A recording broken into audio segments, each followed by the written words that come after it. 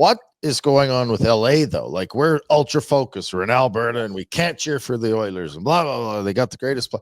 What has LA got going on? Like, have they gotten in their own heads? Is the coaching decision muddied it up? Byfield doesn't get it out. Like, we're literally talking about a sweep to losing in 6. Yeah. And I'm in my brain, what we're talking, I'm going, what's Hiller and what are the Kings feeling right now? Like, are they defeated? What is the coach telling you right now going into Edmonton for the next game?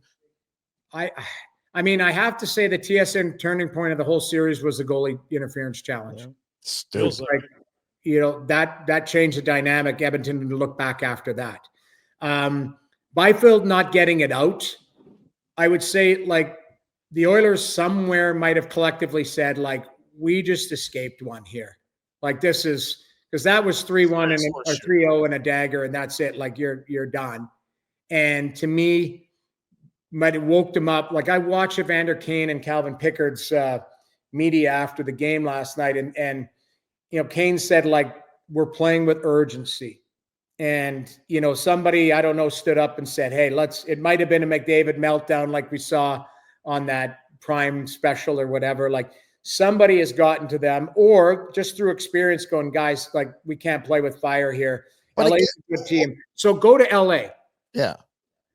I think shortening the bench, you're playing Drew Doughty a lot of minutes, okay? And I love Drew Doughty, and he plays hard, and he plays for keeps. And, you know, that Gavrikov, man, I'd have him on my team. Like, he's got a little Robin Regeer piss and vinegar in him, and he's got some meanness to him and that. But like, Edmonton's wearing them down. Like, when Edmonton turned up the heat, it's tough for 4 guys to go out there and defend and defend and defend. And like, you're now all of a sudden, Kempe played the last 9 minutes as a defenseman last night. Yeah. Like, so I think Hiller looks a little bit rattled. But that being said, you know, the attention to detail, Pinder, correct me if I'm wrong, I don't have the numbers in front of me, but LA, did they struggle to score 5-on-5? Were they you know, like, I don't think so. They're probably like a reasonable middle of the pack team. Middle of the pack. Like, I look at that team, that I think Kempe's a rock star. I really think he's an unbelievable player. But I look at some of their players that have to work to score. I think Fiala's a really talented guy. You know, Trevor Moore's got some speed. Like, they've got some guys who are good players. I think Byfield can be a beast. He's still growing and still coming into it. But, like, when you look at it, I've always thought they were a team that had to work to score. They just didn't have this, like, natural ability to make it happen. And Edmonton's doing a good job defensively.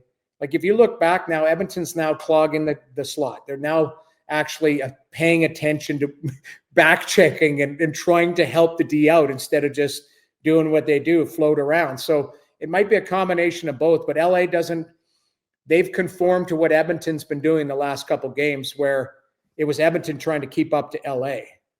Yeah, and you look at best team 5-on-5 in terms of scoring. What's that? Second best in the league at 5-on-5 scoring differential. Then you know what? Then I'm corrected, because they haven't looked like that the last couple games. Yeah, they did in games 1, 2, 3, 4 though. But right? they all.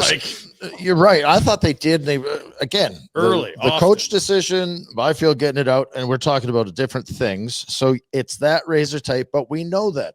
But the other thing in game 4 that they did, and I keep harping on it, the third period, they didn't even try to play in the offensive zone. No. Not for a second. I know. You can't, like, safe is death. I'm sorry. And I think that's where we come back to the case study of Evan Bouchard. He's too much, where there's no safe in his game, where he's just like, nah, I'll play. Like, safe is death. And they've done it 2 games in a row where they're trying to defend instead of going, I'm going to defend in the offensive zone. Trying to have success. That's how you got there. That's how you got your leads after 40 minutes every game in the series, basically. But the fun thing about the Bouchard case study is, like, we're literally talking about empty nets and clearing the zone from, like, this guy getting run out of town like Eberle did when they lost to the Ducks, and they got absolutely destroyed in that trade. And now it's like, we got to pay this guy. Like, he's literally the second highest scoring defenseman in NHL history in the playoffs behind Bobby Orr. It's insane.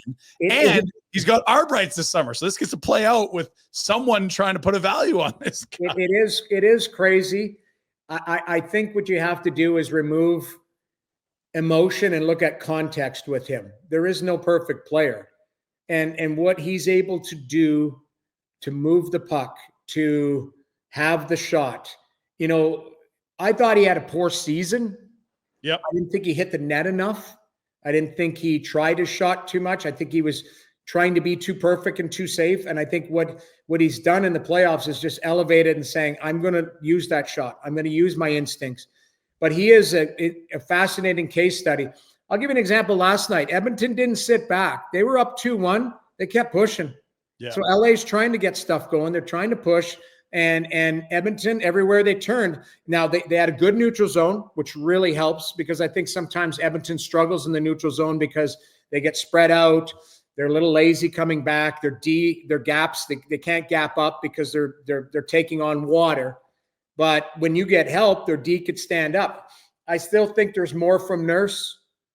He's a guy who's extremely polarizing, but he's his decision making with the puck offensively, like get the puck on a stick, make a little quicker play. I thought Kulak could have been a little quicker with the puck on certain things, but they've found, at least I think they've found the formula. Okay, we know when we're playing well, it looks like that. And now if they bottle that up and do that tomorrow night and win a series, or does LA have adjustments and force game 7? Yeah, Kemper's done everything he could. That's the scary part. If Kemper has an average to below average game, that's curtains. I'll push back on that. He was excellent last night. He was second worst, only behind Hellebuck in goals saved above expected in the playoffs after game 4.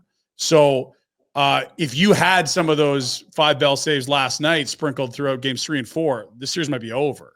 Not that he wasn't good, but the goals expected are not flattering for him. Last night, he was exceptional. That was his best game by a mile. Could have used that when you could have gone up 3-1 or theoretically 4-0 if you do some things differently. Is there a way for the Kings to right the ship?